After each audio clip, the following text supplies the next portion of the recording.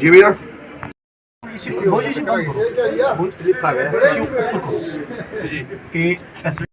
ठीक है मैम ठीक है दे रहे हैं, ठीक है इधर दे रहे हैं बस जूस दे रहे हैं ठीक है मैम ठीक है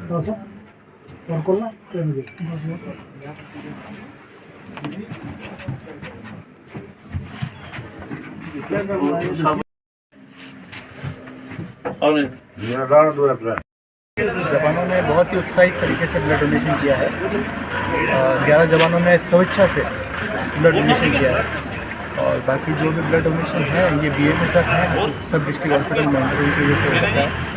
और ये जो भी ब्लड डोनेशन जो इमरजेंसी के अंदर थैलेसीमिया के पेशेंट्स आते हैं, जिसके अंदर एनीमिया के पेशेंट्स आते हैं, उनके लिए मददगार होता है। देखिए हमारे जो वर्दी डायरेक्टर जम्मू हैं, उनकी तरफ से हमें emergency blood donation camp organise करने की हमने आज ऑर्गेनाइज किया यहाँ पर। और ब्लड कलेक्शन और ट्रांसपोर्ट वैन है जो जम्मू सर्किल में जम्मू से भेजी है। तो इसमें बॉडी सिक्योरिटी फोर्स, छात्र आर्मी और हमारे हेल्थ वर्कर्स जो है उन्होंने ब्लड डोनेट किया है।